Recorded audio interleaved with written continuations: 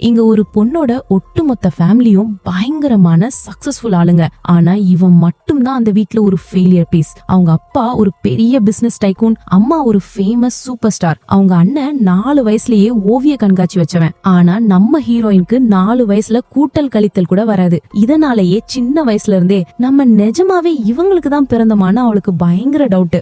ஆனா அவங்க ஃபேமிலியில ரொம்ப பாசமா பாத்துப்பாங்க. திடீர்னு ஒரு நாள் ஒரு அழகான ஜீனியஸ் பொண்ணு அவங்க வீட்டுக்கு வந்து, நான் தான் இந்த பணக்கார வீட்டு உண்மையான வாரிசுன்னு ஒரு குண்டை தூக்கி போடுறா. இத கேட்டதும் நம்ம ஹீரோயின் பதறாம கூலா இருக்கா. ஹாஸ்பிட்டல்ல நர்ஸ் குழந்தைங்கள மாத்திட்டாங்கன்னா அந்த புது பொண்ணு சொல்றா. அது மட்டும் இல்லாம அவ பாக்க அப்படியே அந்த ஃபேமிலி மாதிரியே இருக்கா. படிப்புலயும் படு பயங்கரமான சுட்டி. அவ பேசினது எல்லாம் லாஜிக்கா இருந்தாலும் அந்த அப்பா அம்மா அதை பெருசாவே கண்டுக்கல. 18 வருஷமா வெளியே இருந்துட்டு இப்போ வீட்டுக்கு வந்திருக்கேன்னு அந்த பொண்ணு சென்டிமெண்ட்ல பேசினா கூட யாரும் நம்பல. சரி டிஎன்ஏ டெஸ்ட் எடுத்து பாக்கலான்னு ஹாஸ்பிட்டல் போனா ரிசல்ட் வர 1 மாசம் ஆகும்னு சொல்லிட்டாங்க. வேற வழி இல்லாம அந்த பொண்ணு அந்த வீட்டுக்கே வந்துடுறா. அவங்க அப்பாவும் அவளுக்கு ஒரு ரூம் ரெடி பண்ண சொல்றாரு. அப்பாடா, நம்மள ஃபேமிலி ஏத்துக்கிட்டாங்க, இப்போ இவங்க கூட ஜாலியா இருக்கலாம்னு அந்த புது பொண்ணு நினைக்கிறா. அப்போ நம்ம ஹீரோயின், இந்த ஃபேமிலிய நீ சாதாரணமா நினைக்காத, இங்க சும்மா எதுவுமே பண்ணாம இருக்கிறது தான் நல்லதுன்னு ஒரு வார்னிங் கொடுக்கறா. ஆனா அந்த புது பொண்ணு இவன் நம்மள விரட்ட பாக்குறான்னு நினைச்சுக்கிட்டு அதை கண்டுக்கல. கரெக்டா அந்த நேரம் வேலைக்காரி நாய்க்கு சாப்பாடு கொண்டு வராங்க. அந்த புது பொண்ணு,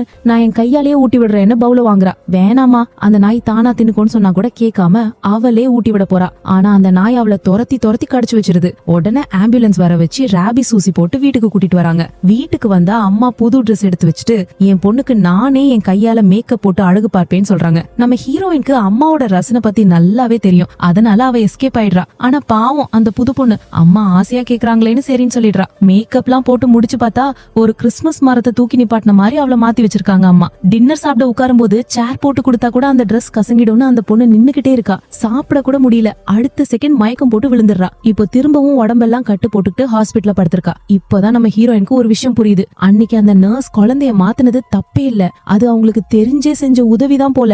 ஏன்னா உண்மையிலேயே அந்த ஃபேமிலியோட டார்ச்சர்ல இவ 2 நாள்ல இப்படி ஆயிட்டாலேன்னு அவளை பார்த்து பரிதாபப்படுறா நம்ம ஹீரோயின்.